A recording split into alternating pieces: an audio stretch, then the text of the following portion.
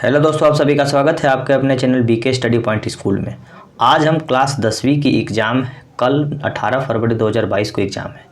आज 17 फरवरी को मैथ की एग्ज़ाम हुई। मैं आशा करता हूं कि सभी जितने भी छात्र एवं छात्राएं, जितने भी मेरे छोटे भाई और बहनें परीक्षा दिए थे, उन लोगों का परीक्षा बहुत ही अच्छा हुआ होगा। और कल साइंस की पेपर है। कल साइंस के पेपर के लिए मैं सोचा कि आप लोगों के लिए कुछ करूँ। तो ये साइंस से संबंधित जितने भी फिजिक्स, केमिस्ट्री और बायोलॉजी के जितने भी चैप्टर हैं, उन सब चैप्टर का ऑब्जेक्टिव आपके लिए वन लाइनर फॉर्म में आपको दे रहा हूँ। आधा घंटा से 45 मिनट का वीडियो होगा। अगर आपके पास जिस माध्यम से वीडियो पहुँचेगा, आपको ज़रूर देखना है। एग्ज़ाम से पहले आपको देखना है। और आपसे एक और निवेदन है कि जितने भी छात्र आपके अगल बगल में हैं, उन सभी छात्रों के मोबाइल में ये वीडियो होनी चाहिए, क्योंकि वो सभी छात्र देखेंगे कल जिनको परीक्षा देना होगा। अभी आपको आधा घंटा 45 मिनट की वीडियो अभी तुरंत अपलोड की जाएगी और जितना ज़्यादा से ज़्यादा हो सकता है शेयर कीजिएगा, ताकि हर वो लोग देखेंगे, हर वो छात्र देखेगी, हर वो छात्राएं देखेगी जिनको कल एग्ज़ाम देना है। फर्स्ट सिटिंग में और सेकंड सिटिंग दोनों लोग देखेंगे। सेकंड सिटिंग वाले का थोड़ा ये वीडियो ज़्यादा टाइम देखने को मिलेगा, तो वो 2 बार वीडियो को देखेंगे, ताकि पूरी तरह से प्रेम से सारी बातों को सुनना है। क्वेश्चन ऑनलाइनर फॉर्म में है, क्वेश्चन और आंसर है। क्वेश्चन सुनना है, आंसर देखना है। 1 बार नहीं, 2 बार नहीं, अगर समय मिले तो आप लोग 3 बार भी वीडियो को देख लीजिएगा, लेकिन देख के ज़रूर जाइएगा। मैं बार बार इसलिए बोल रहा हूं ताकि ये 100% बेनिफिट आपको मिलेगा। 100% तो होता नहीं है, लेकिन 99% बेनिफिट इसलिए मिलेगा क्योंकि सभी प्रश्नों के बारे में चर्चा की जाएगी। फिजिक्स, केमिस्ट्री और बायोलॉजी के जितने भी ऑब्जेक्टिव प्रश्न होते हैं, उन सभी प्रश्नों को ये कम समय में क्यों बनेगा, क्योंकि ये ऑनलाइनर फॉर्म में होगा। ठीक है, तो आप लोगों से बीच बीच में मैं बोलता रहूँगा। जो एकदम प्रेम से इस वीडियो को देखना है और सुनना है, और ज़्यादा से ज़्यादा वीडियो को शेयर करना है, ताकि हर वो बच्चा के पास पहुंचा दीजिएगा जिनको कल एग्ज़ाम देना है। फिजिक्स में पहला चैप्टर प्रकाश का परावर्तन तथा अपवर्तन है। देखिए, प्रश्न पढ़ेंगे, प्रश्न के बाद आपको उत्तर पढ़ेंगे, ठीक है ना। बस ज़्यादा बातें नहीं होगी, केवल प्रश्न और उत्तर पे बातें होगी। प्रश्न संख्या 1 देखते हैं। किसी वस्तु को अवतल दर्पण और फोकस दूरी के बीच रखा जाता है। किसी वस्तु को अवतल दर्पण और फोकस दूरी के बीच रखा जाता है, उसका प्रतिबिंब कहाँ बनेगा? तो उसका प्रतिबिंब दर्पण के पीछे बनेगा। ये सभी प्रश्न कभी ना कभी परीक्षा में पूछे गए हैं, ठीक है ना, एकदम ध्यान रखिएगा। गोलीय दर्पण से चाहे जितनी भी दूरी पर आप खड़े हों, आपका प्रतिबिंब सीधा बनता है, तो बताए वह कौन सा दर्पण होगा? तो गोलीय दर्पण पे आप कितने भी दूर खड़ा हों, आपका प्रतिबिंब सीधा बनेगा, तो आपको सीधा बनेगा। कौन सा दर्पण होगा? तो उत्तल दर्पण होगा। उत्तल दर्पण का प्रयोग और कहाँ पे करते हैं? तो साइड मिरर के रूप में करते हैं। और अवतल दर्पण का प्रयोग हजामती दर्पण के लिए करते हैं। सो सर्च लाइट में हम अवतल दर्पण का प्रयोग करते हैं। उत्तल दर्पण का प्रयोग साइड मिरर के रूप में, जो गाड़ी वाला साइड वाला शीशा दिया जाता है, वो उत्तल दर्पण का होता है। अवतल दर्पण द्वारा किसी वस्तु का प्रतिबिंब आभासी, सीधा तथा वस्तु से बड़ा बनता है। तो बताएं कि वस्तु की स्थिति कहाँ होगी? फोकस और ध्रुव, यानी कि फोकस F और ध्रुव F और P के बीच में अगर हम वस्तु को रखते हैं अवतल दर्पण में, तो वस्तु की प्रतिबिंब की जो आकृति, प्रतिबिंब कैसा बनेगा? आभासी होगा, सीधा होगा और वस्तु से बड़ा होगा। परावर्तन के कितने नियम हैं? तो परावर्तन के 2 नियम है। कौन कौन से? आपतन कोण परावर्तन कोण के बराबर होते हैं, और आपतन कोण परावर्तन कोण और डाला गया लंब एक ही ध्रुव पे होता है, एक ही बिंदु पे होता है। सॉरी, गोलीय दर्पण के मध्य बिंदु को क्या कहा जाता है? तो जो गोलीय दर्पण का मध्य बिंदु होता है, इसको ध्रुव कहा जाता है। ध्रुव को P से सूचित किया जाता है। देखिए, कमेंट जरूर करिएगा कि हाँ, आज का वीडियो, अगर आज की वीडियो देखने के बाद चैनल को सब्सक्राइब भी कर लीजिएगा, क्योंकि कल आपके लिए, जैसे कल आपके लिए मान लीजिए सोशल साइंस का वीडियो मिलेगा, परसों संस्कृत का वीडियो मिलेगा, और आपको हर परीक्षा के 1 दिन पहले आपको उस चीज़ की वीडियो मिलेगी, पूरी तरह से कंप्लीट नॉलेज, कि आपको कल होकर एग्ज़ाम में आपको जाइएगा, एग्ज़ाम में प्रश्न देखिए और लगा के आइएगा। ठीक है, तो चैनल को भी सब्सक्राइब करिएगा, क्योंकि अगला वीडियो आपको चाहिए। और ये वीडियो ज़्यादा से ज़्यादा शेयर कीजिएगा, हर लोगों के पास पहुंचा दीजिएगा जो परीक्षा दे रहे हैं मैट्रिक का। अब आइए, गोलीय दर्पण के मुख्य मध्य बिंदु को ध्रुव कहा जाता है। अब आइए आगे बढ़ते हैं। ध्रुव तथा मुख्य फोकस के बीच की दूरी को क्या कहा जाता है? ध्रुव यानी P और मुख्य फोकस के बीच की जो दूरी को क्या कहा जाता है? तो फोकस दूरी कहा जाता है। मुख्य फोकस तथा वक्रता केंद्र से जाने वाली रेखा क्या कहलाती है? मुख्य फोकस तथा वक्रता केंद्र से जाने वाली रेखा मुख्य अक्ष या प्रधान अक्ष कहा जाता है, जो बीचों बीच रेखा खींची जाती है। जिस दर्पण का परावर्तन तल अंदर धंसा होता है, वो कौन सा दर्पण होता है? तो परावर्तन तल अंदर धंसा होता है, वो आपका अवतल दर्पण होता है। ठीक है, और जो बाहर की तरफ होता है वो उत्तल दर्पण होता है। जिस दर्पण का परावर्तक सतह उभरा हुआ होता है वो उत्तल दर्पण होता है। गोलीय दर्पण में f का मान क्या होता है, तो f बराबर r/2 होता है। ये बहुत इंपॉर्टेंट क्वेश्चन है, ये हमेशा पूछता है। उत्तल दर्पण में प्रतिबिंब कैसा बनता है, तो उत्तल दर्पण में प्रतिबिंब छोटा बनता है, काल्पनिक बनता है और सीधा बनता है। अवतल दर्पण में प्रतिबिंब बड़ा होता है, वास्तविक होता है और उल्टा होता है। बड़ा होगा, वास्तविक होगा, उल्टा होगा। ठीक है।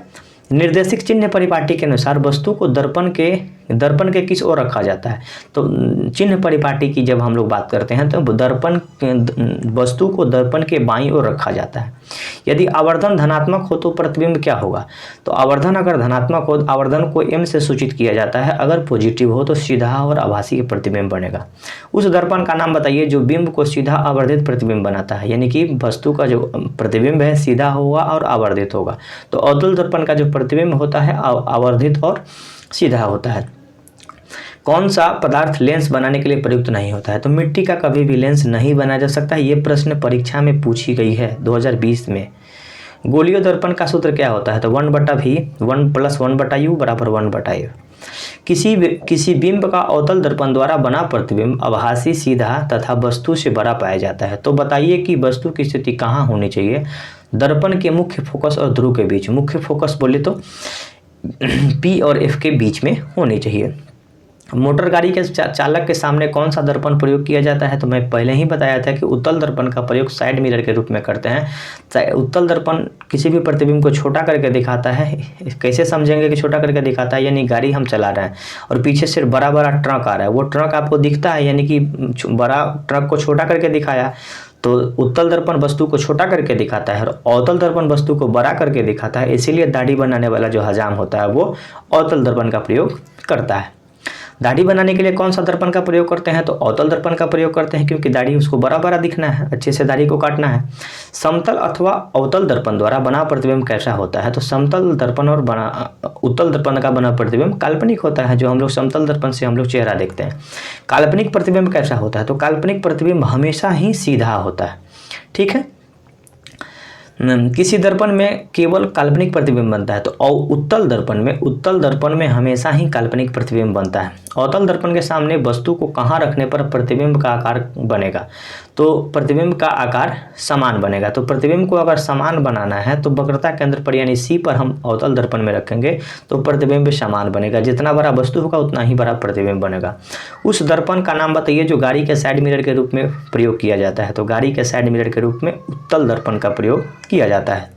नाक, कान, आँख और गले की जांच करने के लिए किस दर्पण का प्रयोग किया जाता है, तो नाक, कान, गले की जांच करने के लिए आपको कैसा दर्पण चाहिए, जो बड़ा बड़ा दिखाए, तो बड़ा बड़ा दिखाने के लिए कौन, अवतल दर्पण, और छोटा देखना होगा तो उत्तल दर्पण। किरणों को अभिसरित करने वाला दर्पण क्या कहा जाता है, देखिए अवतल दर्पण को अभिसारी कहा जाता है और उत्तल दर्पण को अपसारी कहा जाता है। ठीक है। अवतल दर्पण यानी जो प्रकाश को अभिसरित कर दे वो तो अभिसरित दर्पण कर अवतल दर्पण को कहा जाता है और अपसरित कहा जाता है उत्तल दर्पण को। अवतल दर्पण की फोकस दूरी वक्रता त्रिज्या की आधी होती है, F = r/2 होता है। वो हम लोग फॉर्मूला देखे थे।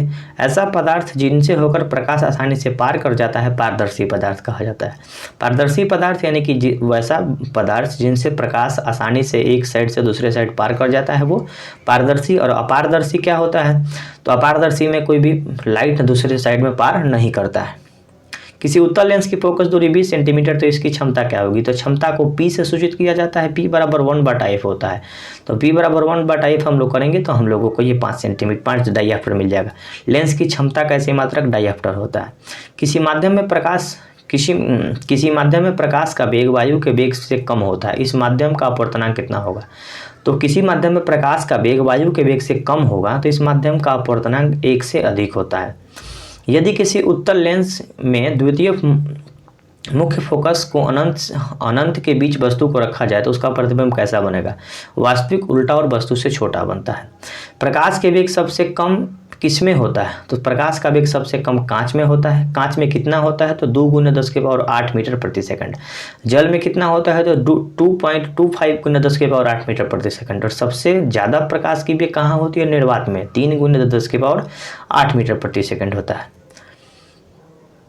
आगे बढ़ते हैं, क्वेश्चन देखते हैं। उत्तल लेंस का वास्तविक उल्टा और समान आकार के प्रतिबिंब प्राप्त करने के लिए वस्तु को कहाँ रखेंगे? तो उत्तल लेंस है, प्रतिबिंब कैसा चाहिए? वास्तविक और उल्टा चाहिए, तो फोकस दूरी की दुगनी दूरी पर रखेंगे तो प्रतिबिंब वास्तविक उल्टा होगा।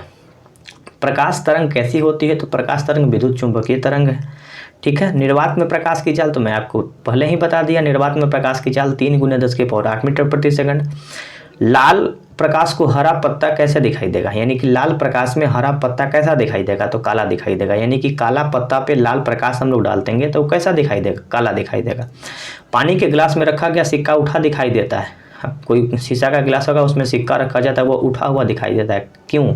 तो प्रकाश के अपवर्तन के कारण सिक्का उठा हुआ दिखाई देता है। हीरा का अपवर्तनांक क्या होता है? 2.42, जो कि सबसे ज़्यादा होता है, ठीक है। वायु का अपवर्तनांक कितना होता है? तो वायु का अपवर्तनांक 1.003 होता है। पानी का अपवर्तनांक 1.33 होता है। अपवर्तनांक का कोई मात्रक नहीं होता है, अपवर्तनांक को म्यू से सूचित किया जाता है। लेंस की क्षमता का ऐसे मात्रक क्या होता है? तो डायऑप्टर होता है। बस प्रेम से वीडियो को आराम से सुनिएगा, एक बार नहीं, 2 बार नहीं, 3 बार सुनिएगा, क्योंकि 45 से 50 मिनट का वीडियो होने वाला है। तो ज़्यादा से ज़्यादा लोगों तक शेयर जरूर करिएगा, ताकि सब लोगों के पास ये चीज़ पहुँचे, जैसे आपके पास पहुँचा है उसी तरह से और लोगों के पास भी पहुँच जाए। यदि वस्तु उत्तल लेंस की फोकस दूरी पर खड़ी हो तो उसका प्रतिबिंब कहाँ बनेगा? तो अनंत पे बनेगा, इन्फिनिटी पे बनेगा। लेंस के मध्य बिंदु को क्या कहते हैं? जिससे होकर प्रकाश की किरणें बिना मुड़े चल जाती है, उसको हम लोग प्रकाश केंद्र O से सूचित किया करते हैं। लेंस के प्रकाशीय केंद्र तथा उसके दोनों वक्रता केंद्र से होकर गुजरने वाली सरल रेखा को क्या कहा जाता है? तो बीचों बीच रेखा खींची जाती है, उसको मुख्य अक्ष और प्रधान अक्ष कहा जाता है। उत्तल लेंस की मुख्य अक्ष के समानांतर जाने वाली प्रकाश की किरणें अपवर्तन के बाद कहाँ से गुजरती है? तो मुख्य फोकस से गुजरती है। किसी शब्दकोश यानी डिक्शनरी, किसी शब्दकोश के छोटे अक्षर को पढ़ने के लिए लेंस पसंद करेंगे। तो लेंस की जो फोकस दूरी होती है 5 सेंटीमीटर होनी चाहिए, ताकि उसको हम लोग अच्छी तरीके से देख सकें। किस लेंस को अभिसारी लेंस कहा जाता है? तो अभिसारी लेंस उत्तल को कहा जाता है और अपसारी अवतल लेंस को कहा जाता है। अभिसारी मतलब जो प्रकाश को सिकुड़ा दे, और अपसारी मतलब अपसरित मतलब होता है फैलना, जो प्रकाश को फैला दे। उसको प्रकाश को फैलाने का काम कौन करेगा? अवतल लेंस करेगा, और प्रकाश को सिकुड़ाने का काम करेगा उत्तल लेंस करेगा, ठीक है। किसी माध्यम में अपवर्तनांक का मान, तो अपवर्तनांक के लिए म्यू होता है, म्यू बराबर sin I / sin R होता है, जो कि स्नेल का नियम भी कहा जाता है। उत्तल लेंस के सामने वस्तु को कहाँ रखने पर प्रतिबिंब वस्तु के बराबर आकार का बनेगा? तो वक्रता केंद्र पर अगर हम उत्तल लेंस में रखते हैं, वक्रता केंद्र को C से सूचित किया जाता है, वहाँ पे रखेंगे तो ये प्रतिबिंब बराबर होगा। निर्गत किरण और अभिलंब के बीच का कोण को क्या कहा जाता है? तो निर्गत किरण एवं अभिलंब के बीच के कोण को निर्गत कोण कहा जाता है। निम्नलिखित में से कौन सा पदार्थ लेंस बनाने के लिए प्रयुक्त नहीं होता है? तो जल, कांच और प्लास्टिक। तो मिट्टी का कभी भी लेंस नहीं बनाया जा सकता है, ठीक है। 2 नंबर चैप्टर हम लोग देखते हैं फिजिक्स की 5 चैप्टर दी गई है, 5 चैप्टरों से अलग अलग देखिए। एक चैप्टर से 56 प्रश्न है, तो इसी 56 प्रश्न में से ना कहीं प्रश्न आएगा, इसीलिए प्रश्न इसमें से बहुत ज़्यादा प्रश्न पूछेगा। जितने भी प्रश्न हैं ऑब्जेक्टिव, उन सभी प्रश्नों के बारे में हम चर्चा करेंगे। तो बने रहिए मेरे साथ और ज़्यादा से ज़्यादा वीडियो देखिए, ज़्यादा से ज़्यादा लोगों तक पहुंचाइए, शेयर कीजिए। जरा दृष्टि दोष के निवारण के लिए कौन सा लेंस प्रयोग किया जाता है? Bifocal lens. जरा दृष्टि दोष के लिए बाइफोकल लेंस। दीर्घ दृष्टि दोष यानी दूर दृष्टि दोष के लिए उत्तल लेंस। दूर दृष्टि दोष में क्या होता है? दूर की वस्तु दिखता है और नज़दीक की वस्तु नहीं दिखता है, तो दूर के लिए उत्तल लेंस का प्रयोग करते हैं। छुपा हुआ है ऊ यानी उत्तल लेंस। निकट दृष्टि दोष के निवारण के लिए कौन सा किया जाता है? तो निकट दृष्टि दोष के लिए अवतल लेंस का प्रयोग किया जाता है। निकट दृष्टि दोष में क्या होता है? निकट की वस्तु दिखता है और दूर की वस्तु नहीं दिखता है। स्वस्थ आँख के लिए स्पष्ट दर्शन की न्यूनतम दूरी कितनी होती है? तो 25 सेंटीमीटर होती है। नेत्र गोलक का आकार कैसा होता है? तो नेत्र गोलक का आकार गोलाकार होता है। नेत्र गोलक का व्यास कितना होता है? 2.3 सेंटीमीटर होता है। मानव नेत्र में किस प्रकार के लेंस पाया जाता है? उत्तल लेंस पाया जाता है। मानव नेत्र में उत्तल लेंस पाया जाता है। जो नेत्र निकट स्थित वस्तु को साफ नहीं देखा जा सकता, उस नेत्र में क्या निकट की वस्तु को साफ नहीं देख सकता है, उसको दूर दृष्टि दोष होगा। यानी कि दूर की वस्तु उसको दिख रही है, निकट की वस्तु नहीं दिख रही है, तो जो दिखेगी वही बीमारी होगी, ठीक है। तो निकट की वस्तु साफ नहीं दिख रहा है यानी कि उसको दूर दृष्टि दोष है, और दूर की वस्तु साफ दिख रही है उसको दूर दृष्टि दोष है। बस साधारण सा प्रश्न है कि जो दिखेगा वही बीमारी है, दूर दिख रहा है तो दूर बीमारी है, निकट दिख रहा है तो निकट दृष्टि दोष है। निकट दृष्टि दोष के लिए अवतल लेंस और दूर दृष्टि दोष के लिए उत्तल लेंस से बना चश्मा प्रयोग करेंगे। चंद्रमा पर खड़े व्यक्ति का अंतरिक्ष का रंग कैसा प्रतीत होता है? अगर चंद्रमा पर कोई व्यक्ति खड़ा है तो अंतरिक्ष यात्री को आकाश कैसा प्रतीत होता है? तो काला रंग का दिखता है। मानव नेत्र में जिस भाग पर किसी वस्तु का प्रतिबिंब बनता है उसको दृष्टिपटल रेटिना कहा जाता है। मानव नेत्र में यानी मानव के आंख में प्रतिबिंब कहाँ बनता है? तो दृष्टिपटल यानी दृष्टिपटल को रेटिना कहा जाता है, रेटिना पे बनता है। कैसा प्रतिबिंब बनता है? तो उल्टा बनता है। कितना देर के लिए बनता है? तो 1/10 सेकंड के लिए बनता है। लेंस की क्षमता कैसे मात्रक क्या होता है? तो डायऑप्टर होता है। वर्ण विक्षेपण में किस वर्ण का विचलन सबसे अधिक होता है? तो सबसे अधिक बैगनी रंग का विचलन होता है, ब से विचलन और ब से बैगनी, यानी बैगनी का विचलन सबसे अधिक। और सबसे कम विचलन किसका होता है? लाल का होता है। सबसे ज़्यादा तरंगदैर्घ्य किसका होता है? लाल का होता है। इसी सब एक एक बात को सुन के परीक्षा में जाइएगा, आपको हूबहू क्वेश्चन आपको देखने के लिए मिलेगा। रेटिना पर कैसा प्रतिबिंब बनता है? तो मैंने पहले ही बताया, रेटिना पर उल्टा बनता है और वास्तविक बनता है। जो उल्टा होगा वो वास्तविक होगा। प्रिज्म से निकलने पर किस रंग का विचलन सबसे कम होता है? तो सबसे कम विचलन लाल का होता है और सबसे ज़्यादा विचलन मतलब होता है फैलाव, सबसे ज़्यादा फैलाव बैगनी रंग का होता है और सबसे कम फैलाव लाल रंग का होता है। लाल रंग का तरंगदैर्घ्य सबसे ज़्यादा होता है और बैगनी रंग का अपवर्तनांक सबसे ज़्यादा होता है। ठीक है, याद रखिएगा, एक एक शब्द को याद रखिएगा, परीक्षा में जाइएगा आपको क्वेश्चन मिलेगा। कर्निया के पीछे रंगीन एवं अपारदर्शी झिल्ली को क्या कहा जाता है? आँख का ही एक भाग है कर्निया, जो कि मानव नेत्र दान दिया जाता है। अगर मानव कोई व्यक्ति मर जाता है, बोलता है कि हम आँख दान दे रहे हैं, तो कर्निया ही दान देता है। ये भी प्रश्न पूछा गया है कि मानव नेत्र में कौन सी चीज़ दान दी जाती है? तो कर्निया दान दिया जाता है। तो कर्निया के पीछे जो अपारदर्शी झिल्ली होती है वो आइरिस होती है। आकाश का रंग नीला किसके कारण प्रतीत होता है? तो प्रकाश के प्रकीर्णन के कारण आकाश का रंग नीला दिखाई देता है। मानव नेत्र अभिनेत्र लेंस की फोकस दूरी समायोजित करके विभिन्न दूरियों पर रखी वस्तु की फोकसित कर सकता है। यह ऐसा हो पाना किसके कारण होता है? तो ये सामंजन क्षमता के कारण होता है। ठीक है ना। अभिनेत्र लेंस की फोकस दूरी परिवर्तित किया जाता है, तो पक्षाभि द्वारा प्रक्षेपित किया जा सकता है। ठीक है। किसी सामान्य दृष्टि के लिए सामंजन क्षमता लगभग कितनी होती है? तो सामंजन क्षमता 4 डायऑप्टर होती है। डायऑप्टर क्या होता है? तो लेंस की क्षमता का ऐसे मात्रक डायऑप्टर होता है जिसको डी से सूचित किया जाता है। ये कोई क्वेश्चन, हाँ, निकट दृष्टि दोष का कोई व्यक्ति 1.2 मीटर की अधिक दूरी सभी वस्तु को स्पष्ट नहीं देख सकता है। इसको दूर करने के लिए किस लेंस का चश्मा प्रयोग किया जाता है? यानी निकट दृष्टि दोष का कोई व्यक्ति है, उसको लिए कौन सा चश्मा प्रयोग करेंगे? क्वेश्चन को थोड़ा सा बड़ा किया है ताकि लोग डर जाए। तो निकट दृष्टि दोष के लिए अवतल लेंस, दूर दृष्टि दोष के लिए उत्तल लेंस। अब विद्युत धारा का प्रश्न है, चैप्टर नंबर 3। ये विद्युत धारा से हमेशा बहुत सारा प्रश्न पूछा जाता है, तो आप लोग बने रहिए मेरे साथ और ज़्यादा से ज़्यादा वीडियो को शेयर कीजिएगा। आपके पास जैसे वीडियो पहुंचा है यूट्यूब के माध्यम से, व्हाट्सएप के माध्यम से, फेसबुक के माध्यम से, टेलीग्राम के माध्यम से, उसी तरह से दूसरे बच्चे के पास भी आप लोग भेजिएगा, ताकि बहुत से लोगों के पास ये वीडियो, जितने भी परीक्षा 10वीं क्लास की परीक्षा देने वाले छात्र हैं, उन सभी के पास, उन सभी भाई के पास, उन सभी बहनों के पास ये वीडियो पहुंचना चाहिए। ये आप लोगों की जिम्मेवारी बनती है ताकि वीडियो ज़्यादा से ज़्यादा लोग तक पहुंचाएं और ये वीडियो सभी लोग देखें। परीक्षा के जाने से पहले ज़रूर देखें, समय मिल रहा है तो 1 बार देखें, 2 बार देखें, 3 बार देखें, क्योंकि दूसरा कुछ नहीं पढ़ें, ये वीडियो देख कर जाए। मैं दावे के साथ कह सकता हूँ कि आप लोग परीक्षा दे के आइएगा, क्वेश्चन मिलाइएगा, ये PDF आपके पास होगा, मिलाइएगा, आपको 100% क्वेश्चन इससे मिलेगा।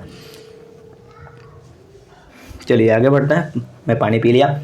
विद्युत धारा, तो विद्युत धारा के बारे में देखते हैं। विद्युत आवेश का ऐसे मात्रक क्या होता है? तो विद्युत आवेश का ऐसे मात्रक कूलम्ब होता है। कूलम्ब को C से सूचित किया जाता है। वोल्ट मीटर को विद्युत प्रतिरोध में कैसे जोड़ा जाता है? तो वोल्ट मीटर से वोल्टेज मापा जाता है और वोल्ट मीटर को समानांतर क्रम में जोड़ा जाता है। समानांतर क्रम का एक और नाम है जिसको पार्श्व क्रम कहा जाता है। ठीक है। और आमीटर जिससे विद्युत धारा मापा जाता है वो श्रेणी क्रम में जोड़ा जाता है। एक एक शब्द को सुनिएगा, याद रखिएगा। विद्युत शक्ति का ऐसे मात्रक क्या होता है? वाट होता है। वाट को हम लोग W से सूचित करते हैं। विद्युत विभव का मात्रक क्या होता है? तो वोल्ट होता है। वोल्ट को V से सूचित किया जाता है। विद्युत विभव का मात्रक वोल्ट होता है। किलोवाट किसका मात्रक होता है? तो किलोवाट ऊर्जा का मात्रक होता है। किलोवाट घंटा किसका मात्रक होता है? तो ये शक्ति का मात्रक होता है। अगर घंटा लग जाए तो शक्ति का मात्रक होगा और किलोवाट होगा तो ये ऊर्जा का मात्रक होगा। फ्यूज किसका बना होता है? तो फ्यूज तांबा और टीन का बना होता है। तांबा को Cu से सूचित किया जाता है और टीन को Sn से सूचित किया जाता है, इसलिए Cu + Sn है, यानी कि तांबा और टीन से मिला के फ्यूज का तार बनता है। फ्यूज हमेशा श्रेणी क्रम में जोड़ा जाता है, ठीक है, और फ्यूज हमेशा लाइव वायर में जोड़ा जाता है, गर्म तार में जोड़ा जाता है। निम्नलिखित में से कौन सा पद विद्युत शक्ति को निरूपित नहीं करता है? तो I²R ये विद्युत शक्ति को निरूपित नहीं करता है। प्रतिरोध का ऐसे मात्रक ओम होता है, ठीक है, ओम का नियम V बराबर IR आप लोगों ने पढ़ा होगा। विद्युत बल्ब का तंतु यानी विद्युत बल्ब का जो फिलामेंट होता है टंगस्टन का बना होता है। टंगस्टन का गलनांक कितना होता है? तो 3500 डिग्री सेल्सियस होता है। जब विद्युत का बल्ब जल रहा होता है उस समय टंगस्टन का तापमान 2500 डिग्री सेल्सियस होता है। विद्युत ऊर्जा का व्यापारिक मात्रक क्या होता है? तो किलोवाट घंटा होता है। 1 ओम उस चालक का प्रतिरोध है जिसके सिरों के बीच का वोल्ट का विभवांतर होने पर उसमें कितनी विद्युत धारा प्रवाहित होगी? तो ये 1 एम्पियर की विद्युत धारा प्रवाहित होगी। किसी चालक में गतिशील इलेक्ट्रॉन की धारा क्या कहलाती है? तो किसी चालक इलेक्ट्रॉन की जो प्रवाह को ही हम लोग विद्युत धारा कहते हैं। विद्युत धारा की परिभाषा क्या होगी? तो इलेक्ट्रॉन के सतत प्रवाह को विद्युत धारा कहते हैं। तो किसी चालक में गतिशील इलेक्ट्रॉन की धारा विद्युत धारा कहलाती है। किसी तार में प्रवाहित होने वाली धारा उस तार के सिरों के बीच विभवांतर के समानुपाती होता है, यानी कि V बराबर IR, V के समानुपाती IR होता है। विभवांतर मापने के लिए वोल्टमीटर का प्रयोग करते हैं। वोल्टमीटर को हमेशा समानांतर क्रम में जोड़ा जाता है और आममीटर को हमेशा श्रेणी क्रम में जोड़ा जाता है। विशिष्ट प्रतिरोध का मान सदैव समान होता है। 1 माइक्रो एम्पियर विद्युत धारा का कितना मान होता है? तो 1 माइक्रो बराबर 10⁻⁻6 एम्पियर होता है। माइक्रो का मतलब होता है 10⁻⁻6, ठीक है। 1 वोल्ट कहलाता है, तो 1 वोल्ट का बराबर होता है 1 जूल बटा 1 कूलम। 1 जूल बटा 1 कूलम बराबर 1 वोल्ट होता है। 1 जूल प्रति कूलम का किसके बराबर होता है? तो वोल्ट, यानी कि V बराबर IR होता है। आमीटर को विद्युत प्रतिरोध में कैसे जोड़ा जाता है? मैं 2-3 बार आपको बता दिया कि आमीटर से क्या किया जाता है? तो विद्युत धारा को मापा जाता है। और ये जोड़ा कैसे जाता है? श्रेणी क्रम में जोड़ा जाता है। जब किसी चालक तार में विद्युत धारा प्रवाहित होती है गतिशील कण क्या होता है? तो इलेक्ट्रॉन होता है। इलेक्ट्रॉन के ही गतिशील प्रभाव को विद्युत धारा कहा जाता है। 1 एम्पियर बराबर होता है 1 कूलम प्रति सेकंड के बराबर होता है। धारा मापने के लिए यानी विद्युत धारा को मापने के लिए एमीटर का प्रयोग किया जाता है। एमीटर को हमेशा श्रेणी क्रम में जोड़ा जाता है। ओम का नियम का गणितीय रूप V बराबर IR होता है। I बराबर V बटा R, तो V बराबर IR हम लोग कह सकते हैं। किसी चालक में प्रवाहित धारा के लिए ओम का नियम लागू होता है। जब चालक का तार अचर होता है तो ओम का नियम लागू होता है। एक बल्ब को 1 मिनट तक 120 कूलम आवेश प्रवाहित की जाती है। विद्युत धारा की मान क्या होगी? 2 एम्पियर होगी। I बराबर V बटा R हम लोग VQ से भी निकाल सकते हैं, कूलम आवेश वाला जो फॉर्मूला होता है, ठीक है। एक बल्ब को 220 वोल्ट और 2 एम्पियर की धारा प्रवाहित होती है। फिलामेंट का प्रतिरोध क्या होगा? तो V बराबर IR से हम लोग निकालेंगे R बराबर V बटा I, तो V बटा I करेंगे 220 बटा 2 करेंगे तो 110 इसका आंसर आ जाएगा, ठीक है। किसी बल्ब का 220 वोल्ट और 100 वाट है, इसमें 110 वोल्ट की चालक प्रवाहित की जाती है, तब उसकी शक्ति क्या होगी? तो शक्ति P बराबर VI होता है, या P बराबर V स्क्वायर बेटा R होता है। उससे भी हम लोग ये निकाल सकते हैं, ठीक है। अभी तो मैं न्यूमेरिकल बनाने में थोड़ा सा टाइम ज़्यादा लगेगा, इसलिए न्यूमेरिकल को छोड़ते हुए आगे बढ़ता हूँ, ठीक है ना। प्रेम से पढ़िएगा, फिर कभी तो न्यूमेरिकल आपको पढ़ाएंगे। अभी प्रश्न ज़्यादा हम अभी टेकअप करने का प्रयास कर रहा है। 1 ओम 2 ओम और के प्रतिरोध श्रेणी क्रम में जोड़ा गया है। 6 वोल्ट की बैटरी के साथ जोड़ा जाता है। श्रेणी क्रम का फॉर्मूला क्या होता है? R1 + R2 + R3, ठीक है। ये फार्मूला याद रखिएगा, श्रेणी क्रम का क्वेश्चन आपका बन जाएगा। विद्युत धारा के चुंबकीय प्रभाव के बारे में देखते हैं। घरों में बिजली के उपकरण किस प्रकार से जुड़े होते हैं? तो घरों में बिजली का जो उपकरण है समानांतर क्रम में जोड़ा जाता है। विद्युत चुंबकीय प्रेरण के सिद्धांत की खोज किसने किया था? तो माइकल फैराडे के द्वारा किया गया था। चुंबक के सजातीय ध्रुव का क्या कहा जाता है? तो चुंबक के सजातीय ध्रुव में प्रतिकर्षण होता है। जैसे चुंबक को तोड़ देते हैं और फिर से सटाना चाहेंगे तो वो नहीं सटता है, क्यों? क्या होता है? तो प्रतिकर्षण होता है। प्रतिकर्षण का मतलब अलगाव होता है। चुंबक के विजातीय ध्रुव में क्या होता है? यानी कि एक नॉर्थ पोल और एक साउथ पोल दोनों आकर्षित होता है। नॉर्थ और नॉर्थ पोल दोनों प्रतिकर्षित होता है, यानी समान सजातीय ध्रुव प्रतिकर्षण होता है और विजातीय ध्रुव में आकर्षण होता है। जैसे लड़का लड़का में आकर्षण, लड़का लड़का में प्रतिकर्षण, लड़का लड़की में आकर्षण होता है। विद्युत चुंबक की खोज किसके लिए महत्वपूर्ण अदा करता है? तो ऑस्टेड के प्रभाव से। जो विद्युत चुंबक का खोज ऑस्टेड के प्रभाव से काम करता है। विद्युत तार का प्रयोग किस रंग के लिए किया जाता है? तो विद्युत तार का किस रंग? लाल रंग का प्रयोग किया जाता है। अस्थायी चुंबक बनाने के लिए इस्पात का प्रयोग किया जाता है। इस्पात को ही स्टील कहा जाता है। चुंबकीय क्षेत्र का मात्रक क्या होता है? तो टेस्ला होता है। हमारे घरों में प्रतिवर्ती विद्युत शक्ति कितना वोल्ट तथा कितना हर्ट्ज का होता है? तो 220 वोल्ट होता है और 50 हर्ट्ज होता है। भारत की जो विद्युत की आवृत्ति होती है 50 हर्ट्ज होती है और यूरोपीय देशों की आवृत्ति 60 हर्ट्ज होती है। हर्ट्ज आवृत्ति का ऐसा ही मात्रक होता है जिसको HZ लिखा जाता है। विद्युत धारा उत्पन्न करने वाली युक्ति को क्या कहा जाता है? जनरित कहा जाता है। जनरित मतलब होता है जनरेटर। किसी विद्युत धारावाही सीधी लंबी परिनालिका के भीतर चुंबकीय क्षेत्र सभी वस्तुओं के समान होती है। कौन प्रोटॉन का निम्नलिखित में से कौन सा गुण जो कि मुक्त गति में परिवर्तित हो जाता है? तो वेग और संवेग मुक्त गति में परिवर्तित हो जाता है। विद्युत फ्यूज विद्युत धारा के किस सिद्धांत पे काम करता है? तो विद्युत फ्यूज विद्युत धारा के ऊष्मीय प्रभाव पे काम करता है, गर्म होकर टूट जाता है। बैटरी से किस प्रकार की धारा प्रवाहित होती है? तो बैटरी से डिस्क धारा प्रवाहित होती है जिसको DC कहा जाता है। विद्युत जनरित का सिद्धांत किस पे काम करता है? विद्युत चुंबकीय प्रेरण के सिद्धांत पर काम करता है। विद्युत जनरित का मतलब होता है जनरेटर। तांबे के तार के आयताकार कुंडली किसी चुंबकीय क्षेत्र के घूर्णन गति कर रहा है। इस कुंडली में प्रेरित विद्युत धारा की दिशा कितने परिभ्रमण के बाद परिवर्तन होता है? तो आधा जब घूम जाता है तो उसमें दिशा में परिवर्तन हो जाता है। लघु पतन का मतलब होता है शॉर्ट सर्किट। लघु पतन के समय विद्युत धारा का मान बहुत अधिक हो जाता है, इसलिए घर में आग लग जाता है जब शॉर्ट सर्किट होता है। तो लघु पतन का मतलब ही होता है शॉर्ट सर्किट। वही शॉर्ट सर्किट होता है तो फ्यूज का तार उड़ जाता है और घरेलू उपकरण बच जाते हैं। डायनेमो किस सिद्धांत पे काम? डायनेमो में किस प्रकार की धारा प्रवाहित होती है? तो दिष्ट धारा और प्रवृत्ति धारा दोनों प्रवाहित होती है। दिष्ट धारा बोले तो बैटरी वाला धारा दिष्ट धारा, और बिजली से हम लोगों के पास जो बिजली आती है वो प्रतिवर्ती धारा होती है। चुंबकीय बल क्षेत्र का मात्रक क्या होता है? तो न्यूटन प्रति एम्पियर मीटर होता है। ऊर्जा का स्रोत जो कि 5वां चैप्टर है, फिजिक्स का लास्ट चैप्टर है। जीव द्रव्यमान ऊर्जा स्रोत का उदाहरण है, निम्नलिखित में से कौन नहीं है? तो नाभिकीय ऊर्जा जो है यह द्रव्यमान का उदाहरण नहीं है। पवन विद्युत जनरेट में पवन की चाल कम से कम कितनी होनी चाहिए? यानी कि जो पवन चक्की चलता है तो पवन चक्की चलाने से विद्युत धारा बनती है, वो पवन चक्की चलाने के लिए हवा की जो चाल है कितनी होनी चाहिए? तो 15 किलोमीटर प्रति घंटा कम से कम होनी चाहिए। गर्म जल प्राप्त करने के लिए हम सौर जल उष्मा कौन सा दिन, जैसे आपको गर्मी चाहिए तो बादल का दिन प्रयोग तो नहीं करेंगे ना, आपको सौर ऊर्जा से खाना बनाना है तो मौसम साफ होना चाहिए। उसी बात को यहाँ से पूछ रहा है। ये प्रश्न पूछा गया था पिछले साल। जैव गैस में 75% तक कौन सी गैस होती है? तो जैव गैस में 75% तक मीथेन होती है। मीथेन को CH4 लिखा जाता है। ये प्राकृतिक गैस कही जाती है। कौन सा सतह अधिक ऊष्मा का अवशोषण करती है? तो काला रंग जो होता है सभी रंगों को अवशोषित कर लेती है। अवशोषित करना मतलब अपने अंदर समाहित कर लेना। निम्नलिखित में से कौन जैव मात्रा ऊर्जा का स्रोत नहीं है? तो नाभिकीय ऊर्जा जैव मात्रा ऊर्जा का स्रोत नहीं है। बायोगैस के मुख्य घटक क्या है? तो बायोगैस का मुख्य घटक मीथेन है। मीथेन को CH4 से लिखा जाता है। गैर परंपरागत ऊर्जा का स्रोत कौन है? तो ये सौर ऊर्जा जो कि ये परंपरागत है, ये चलता रहेगा। सौर सेल का निर्माण करने के लिए कौन सा तत्वों का प्रयोग किया जाता है? तो सिलिकॉन का प्रयोग किया जाता है। सिलिकॉन क्या है? अर्धचालक है। अर्धचालक कौन कौन सा है? सिलिकॉन और जर्मेनियम, दोनों के परत से हम लोग सोलर सेल का निर्माण करते हैं। वायु गैस का मुख्य अवयव क्या है? तो वायु गैस का मुख्य अवयव CH4 जो कि मीथेन है। ठीक है। 2 या 3 घंटे की अवधि में आपको बॉक्सनुमा सौर कुकर के अंदर ताप कितना पहुंच जाता है? तो जो सोलर कुकर होता है उसका जो 2 घंटा के अंदर टेम्परेचर 100 से 140 डिग्री टेम्परेचर हो जाता है। सूर्य कितने वर्षों से लगातार ऊर्जा प्रदान कर रहा है? तो 5 अरब वर्षों से सूर्य से हम लोगों को ऊर्जा मिल रही है।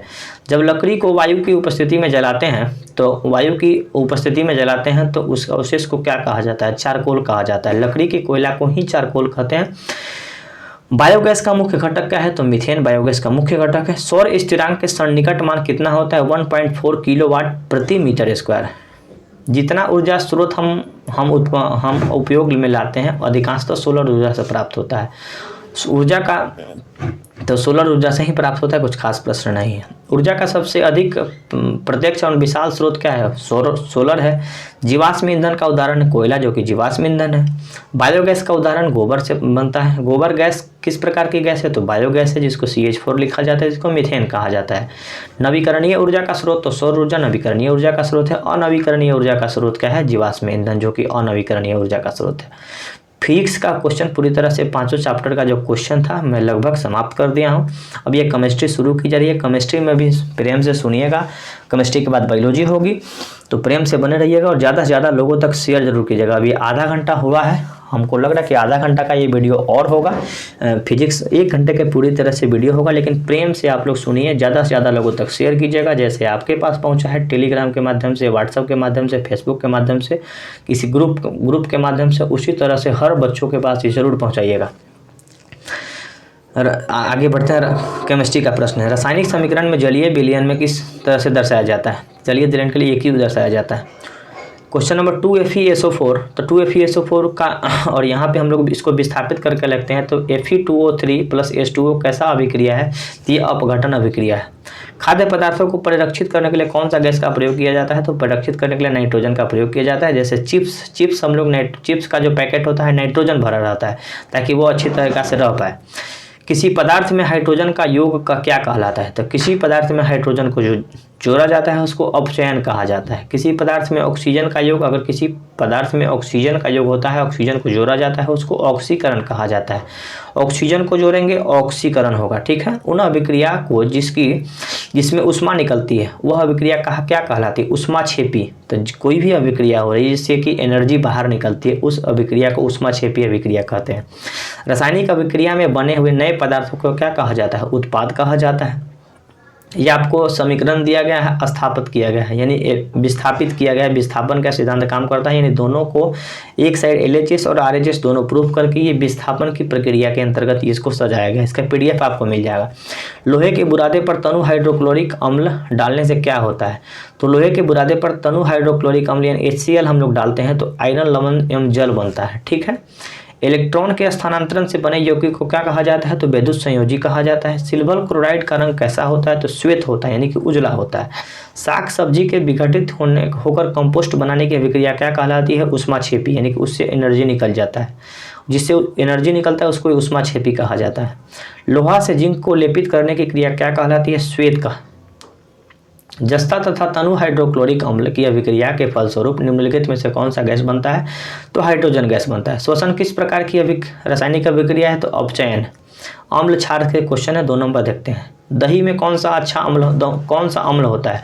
तो दही में लैक्टिक अम्ल होता है। NaOH सोडियम हाइड्रोक्साइड जो कि क्षार होता है। किसी उदासीन विलयन का pH मान 7 होता है और अम्ल का pH मान 7 से कम होता है और क्षार का pH मान 7 से ज़्यादा होता है। pH स्केल की जो वैल्यू कितनी होती है? 1 से 14 तक होती है। सोडियम क्लोराइड के जलीय विलयन से विद्युत धारा प्रवाहित करने पर वियोजित होकर सोडियम हाइड्रोक्साइड बनता है। इस प्रक्रिया को क्या कहा जाता है? क्लोर क्षार अभिक्रिया कहा जाता है। निम्नलिखित में से pH क्षार विलयन का मान देता है, तो जिसका 13 हो, यानी कि 7 से ज़्यादा होगा वो क्षार होगा, 7 से कम होगा वो अम्ल होगा, 7 होगा वो उदासीन विलयन होगा। जल में घुलनशील क्षारकों को क्या कहा जाता है? क्षार कहा जाता है, ठीक है। जो जल में घुल जाए उसको क्षार कहा जाता है। एक अम्लीय विलयन का pH मान 1.6 यानी कि 1 से 6 तक होता है, यानी 7 से कम होता है। कोई विलयन लाल लिटमस को नीला कर देता है, तो नीला करेगा कौन? अम्ल जो कि है नीला कर देता है। यानी आला नाम का एक ट्रिक याद रखिएगा, अम्ल नीला करता है तो अम्ल का pH मान कितना होगा? 7 से कम होगा, ठीक है। कोई विलयन अंडे के पिसे हुए कवच की अभिक्रिया करके गैस उत्पन्न करता है जो चुने हुए पानी को दूधिया बना देता है। चूने के पानी को दूधिया CO2 बनाता है और HCl भी ये विलयन को कर देता है। अपच के उपचार के लिए कौन सी औषधि का प्रयोग किया जाता है? तो एंटी एसिड, यानी कि आपको जब गैस हो जाता है तो एंटी एसिड आप खाते हैं, कोई भी दवा खाते हैं, जाइम खाते हैं, यूनिजाइम खाते हैं, तो आपका पेट का जो गैस है ठीक हो जाता है। लार की प्रकृति कैसी होती है? तो लार उभयधर्मी होता है, ठीक है। उन अभिक्रिया को जिसमें उष्मा निकलती है उस अभिक्रिया को उष्माक्षेपी कहा जाता है। ये तो हम लोगों ने देख लिया, ये फिर से थोड़ा सा रिवाइज हो चुका है। यहाँ से देखते हैं लार वाला। हाँ, सिरके में कितने प्रतिशत एसिटिक अम्ल पाया जाता है? तो सिरका में 5 से 8% तक एसिटिक अम्ल पाया जाता है। तनु HCl का pH मान कितना होता है? तो HCl का pH मान 7 होता है। pH स्केल का खोज किसने किया? तो सोरेनसन वैज्ञानिक के द्वारा pH स्केल का खोज किया गया था। किसी लाल तप्त आयरन पर जल वाष्प प्रवाहित की जाती है, कौन सी यौगिक प्राप्त होती है? Fe3O4। हमारे शरीर के pH का मान कितने, हमारे शरीर के pH कितने परास के बीच काम करता है? तो 2.1 से 3.8 तक। बेकिंग पाउडर का अणुसूत्र क्या होता है? NaHCO3। बेकिंग पाउडर का रासायनिक सूत्र क्या होता है? NaHCO3। पोटास एलम होते हैं एक द्विक लवक। निम्नलिखित में से कौन विजातीय यौगिक है? Plaster of Paris. धातु और अधातु से कुछ प्रश्न हैं, आइए हम लोग देख लेते हैं। खाद्य पदार्थों के डिब्बे पर जिंक के बजाय टीन का लेप किया जाता है, क्योंकि टीन की अपेक्षा जिंक अधिक क्रियाशील होती है। टीन की अपेक्षा जिंक अधिक क्रियाशील होती है, इसलिए टीन के डब्बा में हम लोग कोई भी सामान को बंद करते हैं। जैसे सरसों का तेल होता है, टीन के डब्बा में आता है। कौन सा विद्युत का सर्वोत्तम सुचालक है, यानी कि चांदी विद्युत का सबसे अच्छा सुचालक है। चांदी को ही Ag से हम लोग सूचित करते हैं। एल्युमिनियम का प्रमुख अयस्क बॉक्साइड है। लोहे में जंग लगने से रोकने के लिए जिंक धातु का प्रयोग किया जाता है। आपको बता दें, लोहे में जंग लगने से लोहे का भार बढ़ जाता है, ठीक है, बढ़ जाता है। लोहे में जंग लगने से लोहे का भार बढ़ जाता है, और जंग नहीं लगने के लिए जस्ता का परत चढ़ाते हैं, पेंट कर देते हैं। फेन प्लवन विधि में झाग बनाने के लिए कौन सा तेल उपयोग किया जाता है, तो चीड़ का तेल उपयोग किया जाता है झाग बनाने के लिए। झाग बोले तो फोम बनाने के लिए। शुद्ध अवस्था में धातु की सतह कैसा होता है, तो चमकीला होता है। तांबे का रंग कैसा होता है, लाल भूरा रंग का होता है। कौन सी धातु जिसको चाकू से काटा जा सकता है, सोडियम और पोटेशियम, जिसको चाकू से काटा जा सकता है। 1 ग्राम सोने को कितने किलोमीटर लंबी तार बनाई जा सकती है, 2 किलोमीटर तक, यानी 1 ग्राम सोना को 2 किलोमीटर लंबा पतला तार बनाया जा सकता है। कौन सी धातु उष्मा का अल्प सा चालक है, तो लेड और मरकरी, यानी मरकरी जो है उष्मा का सबसे कम चालक है। धातु अम्ल के साथ अभिक्रिया करके कौन सी गैस बनाती है, तो ये हाइड्रोजन गैस बनाती है। मिठाइयों की सजावट के लिए किसका प्रयोग किया जाता है, तो मिठाई के ऊपर चांदी का जो पत्ता होता है, या पान खाने के समय भी चांदी का पत्ता देता है। निम्न उपधातु है, तो उपधातु कौन सा है, तो ये आपको Sb जो कि उपधातु है। निम्नलिखित में से कौन आयनिक यौगिक है, CaCl2 जो कि आयनिक यौगिक के अंतर्गत इसको रखा जाता है। निम्नलिखित में से कौन सा पदार्थ ऑक्सीजन का संयोग करता है, गोल्ड। ऑक्सीजन संयोग नहीं करता है, सॉरी, गोल्ड। शुद्ध सोना को व्यक्त किया जाता है 24 कैरेट में। कौन सा धातु कमरे के ताप पर द्रव अवस्था में होता है, पारा। तो पारा जो है थर्मामीटर में भरा जाता है, द्रव अवस्था में पाया जाता है। सीसा और टिन मिश्र धातु है सोल्डर का जो है मिश्र धातु सीसा और टिन है। कार्बन एक यौगिक है, उपधातु है। अयस्क से चुंबकीय अशुद्धि को दूर करने के लिए जो विधि प्रयोग की जाती है वह चुंबकीय पृथक्करण विधि है। सल्फाइड अयस्कों को सांद्रण किया जाता है फेन प्लवन विधि से। बॉक्साइड निम्नलिखित में से किसका अयस्क है, एल्युमिनियम का है। सोने किस द्रव में घुल जाता है, तो सोना अम्ल राज में घुल जाता है। फास्फोरस का आणविक सूत्र कितना होता है, P4 होता है। लोहे के निष्कर्षण में चूना, पत्थर, कैल्शियम सिलिकेट के एक यौगिक बनता है, यह यौगिक धातुमल कहा जाता है। वीडियो को ज़्यादा से ज़्यादा शेयर कीजिएगा ताकि सब लोगों के पास ये चीज़ पहुँचे, क्योंकि वीडियो बनाने में बहुत मेहनत होती है और ये मेहनत साकार होगा कब, जब सब लोगों के पास ये वीडियो पहुँचेगा तब। उस धातु का नाम बताओ जो गर्म करने के साथ अभिक्रिया करती है, तो मैग्नीशियम जो कि गर्म करने के साथ अभिक्रिया करती है। पीतल किन धातु का बना होता है, तो तांबा और जस्ता का मिलकर बना होता है। यानी पीतल का नाम का ट्रिक याद रखिएगा, पिताजी तांबा और जस्ता से मिलकर बनता है। निम्नलिखित में से कौन सी युग्म विस्थापन अभिक्रिया प्रदर्शित करती है, तो AgNO3 विलयन कॉपर धातु जो कि विस्थापन अभिक्रिया प्रदर्शित करती है। विरंजक चूर्ण का रासायनिक सूत्र क्या होता है, कैल्शियम ऑक्सीक्लोराइड। विरंजक चूर्ण का रासायनिक सूत्र कैल्शियम ऑक्सीक्लोराइड होता है। एक ऐसी धातु का नाम बताइए जो लाल द्रव के रूप में पाई जाती है, ब्रोमीन। कौन सी धातु चमकीली होती है, आयोडीन धातु चमकीली होती है। धातु को जोड़ने के लिए कौन सी गैस प्रयोग की जाती है, तो इथाइल गैस प्रयोग किया जाता है। केरोसिन में डुबाकर कौन सा गैस चीज़ को रखा जाता है, तो सोडियम केरोसिन में रखा जाता है, अगर बाहर में रहे तो जल जाता है। हेमाटाइट किसका अयस्क है, Fe लोहा का अयस्क है। वॉशिंग सोडा का रासायनिक सूत्र Na2CO3 + 10H2O। नमक का रासायनिक सूत्र NaCl होता है, सोडियम क्लोराइड होता है। बेकिंग पाउडर एक यौगिक है। चीनी का रासायनिक सूत्र क्या होता है, C12H22O11। C12H22O11। बेकिंग पाउडर का रासायनिक सूत्र NaCO3 होता है। कुछ कार्बन और उसके यौगिक से प्रश्न है। क्लोरोफॉर्म का गलनांक 209 केल्विन होता है। एल्केन का सूत्र क्या होता है, CnH2n+2 होता है। एल्किन का सूत्र क्या होता है, CnH2n होता है। सल्फर के कितने अणु से मिलकर वलयाकार संरचना बनती है, 8 अणु मिलकर वलयाकार संरचना बनाती है। इथेनॉल का क्वथनांक कितना होता है, 351 केल्विन होता है। एल्कोहल श्रेणी के तीसरे सदस्य का अणु सूत्र क्या होता है, तो CH3H7OH। एथेनोइक अम्ल का अणुसूत्र क्या होता है, CH3COOH। मानव की आंत में कौन सी जीवाणु जो जल को संपोषित करती है, तो क्लोरोफॉर्म जो कि जल को संयोजित करती है। एथेन का आणविक सूत्र C2H6। इसके ऊपर 7 सहसंयोजन आबंध हैं। ब्यूटेनॉन चतुर्थ ये कार्बन की यौगिक है जो कि कीटोन से संबंधित ये होता है। ठीक है। खाना बनाते समय कुछ खास क्वेश्चन है। नीला तूतिया का रासायनिक सूत्र CuSO4 5H2O। नीला तूतिया का जो रासायनिक सूत्र होता है CuHO4 5H2O होता है। सोडियम कार्बोनेट के जलीय घोल में मिथाइल ऑरेंज का घोल मिलाते हैं तो वो कैसा रंग का हो जाता है? पीला रंग का हो जाता है। सोडियम कार्बोनेट का अणुसूत्र Na2CO3 होता है। इथाइल अल्कोहल का अणुसूत्र C2H5OH होता है। कार्बन हाइड्रोजन से संयोग कर क्या बनता है? तो हाइड्रोकार्बन बनता है। कार्बन और हाइड्रोजन से हाइड्रोकार्बन बनेगा। CaOCl2 यौगिक का साधारण नाम क्या है? ब्लीचिंग पाउडर है। लाफिंग गैस किसको बोला जाता है? N2O नाइट्रस ऑक्साइड को लाफिंग गैस बोला जाता है। कार्बोक्सिल के अभिलक्षणीय समूह को क्या कहा जाता है? COOH कहा जाता है।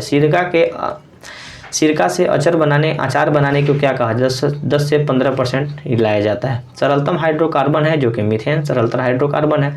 वायुमंडल में CO2 गैस की उपस्थिति कितनी होती है? 0.03% है। इथेन में कितने सहसंयोजी आबंध होते हैं? तो 7 सहसंयोजी आबंध होते हैं। नाइट्रोजन के अणु कितने सहसंयोजन बंधन से बनते हैं? 3 सहसंयोजन बंधन से बनते हैं। संगमरमर का रासायनिक सूत्र क्या होता है? CaCO3 होता है। चीनी का रासायनिक सूत्र C12H22 और O11 होता है। बेंजीन का अणुसूत्र C6H6 होता है।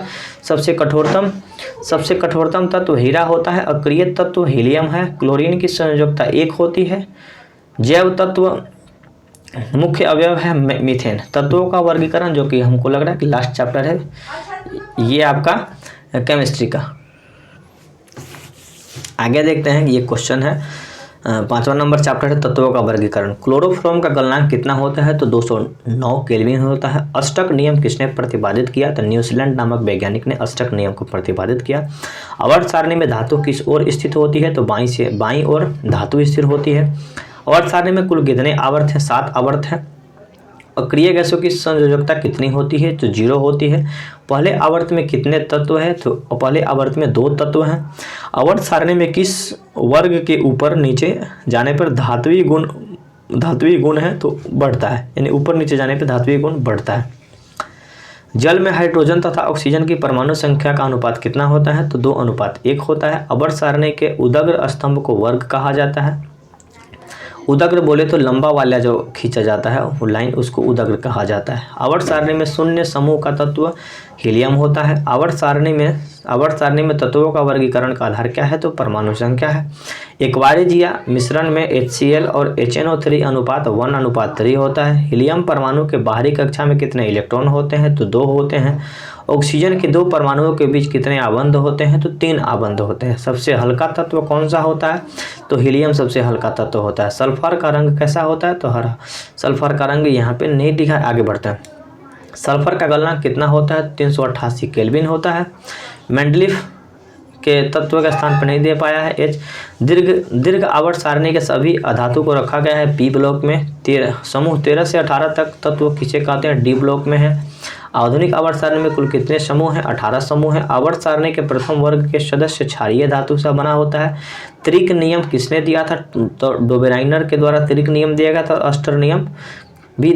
अष्टक नियम के लिए हम लोग पढ़े थे ना कि अष्टक नियम न्यूजीलैंड के द्वारा दिया गया था। अष्टक नियम न्यूजीलैंड और त्रिक नियम जो है ये डोबेराइनर के द्वारा दिया गया था। ठीक है। मेंडलीफ नक तत्व के बढ़ते क्रम में वर्गीकृत किया है। परमाणु द्रव्यमान के रूप में मेंडलीफ के द्वारा सजाया गया है। आधुनिक आवर्त सारणी के मोसले के द्वारा लिखा गया है। मोसले, उनका पूरा नाम मोसले है। मीथेन में कितने सहसंयोजन बंधन होते हैं? तो 4 संयोजन बंधन होते हैं। लोहे की परमाणु संख्या कितनी होती है? 26 होती है। आधुनिक आवर्त सारणी में वर्गों की संख्या 18 है। ओजोन परत में एक अणु में 3 होते हैं, यानी ओजोन का जो रासायनिक सूत्र होता है O3 होता है। प्राकृतिक संसाधन एवं प्रबंधन से कुछ प्रश्न है, देख लेते हैं। पर्यावरण दिवस कब मनाया जाता है? 5 जून को। गंगा कार्य योजना कब प्रारंभ की गई? 1985 में। चिपको आंदोलन 1970 में। सरदार सरोवर बांध नर्मदा नदी के किनारे अवस्थित है। जैव विविधता की विशिष्ट स्थल को क्या कहा जाता है? वन कहा जाता है। अमृता देवी बिश्नोई का संबंध किस वृक्ष के संरक्षण से है? खेजड़ी। इनका संबंध राजस्थान से है। विश्व में कितने प्रतिशत भाग पे जल पाया जाता है? 70% भाग पे जल पाया जाता है। निम्नलिखित में से सबसे ऊंचा बांध टिहरी बांध जो कि भागीरथी नदी पे उत्तराखंड में अवस्थित है। उभयलिंगी जंतु नहीं है तो केंचुआ जो है उभयलिंगी होता है, मछली उभयलिंगी नहीं होता है। प्राकृतिक चरण सिद्धांत किसने दिया गया? तो डार्विन के द्वारा दिया गया था। इनका एक पुस्तक है the origin of species, Charles Darwin की पुस्तक है। आंदोलन के अग्रणी, चिपको आंदोलन के अग्रणी नेता सुंदरलाल बहुगुणा, जिनका संबंध उत्तराखंड से रहा, अभी ये हाल फिलहाल में मर गए। हिमाचल प्रदेश में स्थानीय सिंचाई की व्यवस्था किस नाम से जाना जाता है? तो कुल, जो कि स्थानीय सिंचाई व्यवस्था है, पानी पटाने की खेत में व्यवस्था है। प्रकृति में पाया जाने वाला सबसे महत्वपूर्ण अजैविक संसाधन क्या है? जल है। 200 सेंटीमीटर अधिक वर्षा वाले क्षेत्र को क्या कहा जाता है? नम क्षेत्र कहा जाता है, यानी कि वो नमी वाला क्षेत्र है। बायोलॉजी की कुछ क्वेश्चन है, जो कि जैव प्रक्रम सबसे पहला चैप्टर है। आइए हम लोग समय को न लेते हुए शुरू करते हैं। ज़्यादा से ज़्यादा लोगों तक ये वीडियो शेयर कीजिएगा, जिस तरह से आपके पास पहुँचा उसी तरह से लोगों के पास पहुँचाइए, ताकि परीक्षा के पहले कोई भी जो भी छात्र है परीक्षा देने जा रहे हैं, कोई भी मेरे छोटे भाई छोटी बहन जो परीक्षा देने जा रही है उसको वीडियो देखना न छूटे, वीडियो जरूर देखें। शरीर की सबसे छोटी रक्त वाहिनी कौन है? तो वेना क्यों जो कि शरीर की सबसे छोटी रक्त है। हाँ, चलिए आगे बढ़ते हैं। एक व्यक्ति आ गए थे तो उन्हीं से आगे बढ़ते हैं। अमरबेल प्लाज्मोडियम गोल कृमि फीता क्रमी किस पोषण विधि की पाई जाती है? अमरबेल जो कि अमरलत्ती होता है, किसी दूसरे पेड़ के ऊपर हम लोग फेंक देते हैं, वो परपोषी पोषण करता है, यानी कि दूसरे पे आश्रित होकर पोषण करता है। अमीबा में उत्सर्जन किसके द्वारा होता है? तो रिक्तिका के द्वारा होता है। ठीक है, अमीबा भोजन कैसे करता है? तो कूटपाद के द्वारा करता है। वायवीय शोषण में मनुष्य, यानी कि मनुष्य वायु से सांस लेता है, उसको वायवीय मतलब शोषण कहा जाता है। अवायवीय शोषण यानी कि वैसा शोषण जो कि हवा के अनुपस्थिति में होता है, तो एल्कोहल और लैक्टिक एसिड के कारण होता है। इनमें से किस जंतु में लगातार शोषण की क्रिया होती है? तो मेढक में शोषण की क्रिया लगातार होती है। मनुष्य के टेक्रिया की लंबाई कितनी होती है? टेक्रिया का लंबाई और व्यास कितना होता है? तो लंबाई 11 सेंटीमीटर होता है और व्यास जो कि 16 mm तक होता है। शोषण की क्रिया में खाद्य पदार्थ का होता है तो विघटन होता है। शोषण जब होता है तो खाद्य पदार्थ का विघटन होता है। एक कोशिकीय शैवालों में जल परिवहन होता है तो विसरण के द्वारा जल परिवहन होता है। फ्लोएम से खाद्य पदार्थों का परिवहन की पौधे के किस दिशा में होता है? तो देखिए, पौधा में दो तरह का चीज़ होता है, एक जाइलम होता है, फ्लोएम होता है। जाइलम जड़ से जाइलम और जड़ से जड़। जड़ में जाइलम होता है, जाइलम पानी को पहुंचाता है पत्ता के पास, और पत्ता को पेड़ का रसोई घर कहा जाता है। पत्ता में ही खाना बनता है और खाना बनाकर फ्लोएम के द्वारा फिर से जड़ को पहुँचाता है। तो फ्लोएम क्या करता है? ऊपर से नीचे आता है, और जाइलम जड़ से नीचे से ऊपर जाता है। पौधे में खाद्य पदार्थों का स्थानांतरण क्या कहा जाता है? तो सुक्रोज कहा जाता है। रक्त तरल उत्तक को क्या कहा जाता है? जो रक्त है संयोजी उत्तक है। ब्लड का पीएच मान 7.4 होता है। ब्लड का रंग लाल होता है हीमोग्लोबिन के कारण। वृक्क किस जैव प्रक्रम का हिस्सा है? तो वृक्क यानी किडनी उत्सर्जन का काम करता है, ये छननी का काम करता है हमारे शरीर में, अवशिष्ट पदार्थ को छान के अलग करता है। रेनिन किस पौधे का उत्सर्जी पदार्थ है? तो चीड़ से ही रेनिन निकलता है। ठीक है, इंसुलिन की कमी से मधुमेह रोग होता है। मनुष्य के वृक्क संबंधित होता है उत्सर्जन से, यानी कि शरीर के अवशिष्ट पदार्थों को बाहर कर देता है। निम्नलिखित में से कौन उत्सर्जी अंग है? तो वृक्क यानी किडनी उत्सर्जी अंग के अंतर्गत रखा जाता है। किडनी का वजन कितना होता है? तो 150 ग्राम होता है। भोजन का पचना किस प्रकार की अभिक्रिया है? अपचयन की प्रक्रिया है। इथाइल अल्कोहल किस प्रकार के शोषण से बनता है? तो अवायवीय शोषण से इथाइल अल्कोहल बनता है, यानी कि हवा की अनुपस्थिति में इथाइल अल्कोहल बनता है। पौधे में वाष्पोत्सर्जन किस भाग में होता है? तो वाष्पोत्सर्जन यानी कि जल का जो वाष्पोत्सर्जन होता है पत्ता में होता है। मनुष्य के शरीर की सबसे बड़ी ग्रंथि लीवर होती है। लीवर का वजन कितना है? तो 1.5 kg होता है। प्रकाश संश्लेषण दिन में होता है। क्लोरोफिल वर्णक यानी क्लोरोफिल में कौन सा रंग पाया जाता है? हरा, इसी के कारण पत्ता का रंग हरा होता है। डेंगू उत्पन्न करने वाले मच्छर जल में से उत्पन्न होता है। ठीक है, डेंगू में मादा एनोफिलीज मच्छर काटती है। ठीक है, आगे बढ़ते हैं। प्रकाश संश्लेषण किसके द्वारा होती है? तो ग्लूकोज के द्वारा होती है। मानव में डायलिसिस की थैली नेफ्रॉन कही जाती है। नेफ्रॉन किडनी का मतलब कि तंत्रिका तंत्र की इकाई नेफ्रॉन कही जाती है। मुकुलन के द्वारा प्रजनन करता है ईस्ट। ईस्ट का हम लोग कहाँ देखते हैं? जब जलेबी बनता है तो उसमें ईस्ट प्रवाहित की जाती है, खमीर जिसको बोला जाता है। तो मुकुलन के द्वारा इसमें आपका प्रजनन होता है। कवक का में पोषण कैसे होता है? तो मृत जीवी यानी कि मरा हुआ बस्ती पे जन्म लेता है और उसी को खाता है। मानव के हृदय में कितना कोष्ठ होता है? तो मानव के हार्ट में 4 चेंबर होता है। हार्ट का चेंबर यानी कि 4 गो खंड होता है मानव में। ठीक है, याद रखिएगा। एक लिंगी पादप का उदाहरण पपीता में एक लिंगी ही होता है। ठीक है, एस्ट्रोजन हार्मोन क्या है? तो नर हार्मोन है, यानी कि पुरुषों का हार्मोन है। मछली के श्वसन अंग कौन सा है? तो मछली गिल्स से सांस लेती है। पीत रस के किस क्रिया के लिए सहायक होता है? तो पाचन के लिए सहायक होता है। कोशिका का कुछ गुच्छ किसका भाग है? तो नेफ्रॉन का भाग है। मनुष्य का रक्तदाब 120/80 यानी ब्लड प्रेशर हम लोगों का कितना होता है 120/80। एटीपी का पूरा नाम क्या होता है तो एडिनोसाइन ट्राइफॉस्फेट। एटीपी का फुल फॉर्म, एटीपी को ऊर्जा का सिक्का कहा जाता है। एटीपी का फुल फॉर्म एडिनोसाइन ट्राइफॉस्फेट होता है। रक्त में आयोडीन की कमी से होने वाला एक रोग है जो कि एनीमिया, जो कि ये ज़्यादातर गर्भवती महिलाओं को होता है। जिस समय पेट में बच्चा होता है उस समय ये एनीमिया रोग ज़्यादातर देखने को मिलता है। इसीलिए आयोडीन की कमी के कारण आयोडीन की गोली सरकार के द्वारा वितरण किया जाता है आंगनबाड़ी केंद्र पे। खुला परिसंचरण तंत्र पाया जाता है कॉकरोच में।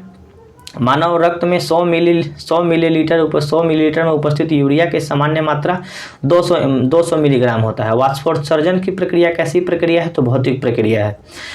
लार में कौन सा एंजाइम पाया जाता है तो लार में आपको टाइलिन नामक एंजाइम पाया जाता है। अग्नाशिक रस में निम्नलिखित में से कौन सा एंजाइम पाया जाता है एमाइलेज और माल्टोज एंजाइम पाया जाता है। सांस लेने और छोड़ने की प्रक्रिया को क्या कहा जाता है तो श्वासोच्छ्वास कहा जाता है। कौन सी क्रिया जीवों के लिए अनिवार्य होता है तो श्वसन शरीर जीवों के लिए अनिवार्य होता है। श्वसन ना होगा तो फिर कोई चीज़ ही नहीं होगा। वह कौन सा प्रक्रम है जिसके द्वारा शरीर में ऊर्जा उत्पन्न होती है तो श्वसन के कारण ही हमारे शरीर में ऊर्जा की उत्पत्ति होती है, ऊर्जा का संचार होता है। प्रकाश संश्लेषण द्वारा किसकी प्राप्ति होती है तो प्रकाश संश्लेषण द्वारा ग्लूकोज की प्राप्ति होती है। रक्षी कोशिका किसे कहा जाता है तो रक्षी कोशिका पत्तियां में पाई जाती है। दही जमने के लिए किण्वन की प्रक्रिया होती है और लैक्टोबैसिलस जीवाणु के कारण दही जमता है। ग्वाइडर और गेंगा रोग आयोडीन की कमी से होता है।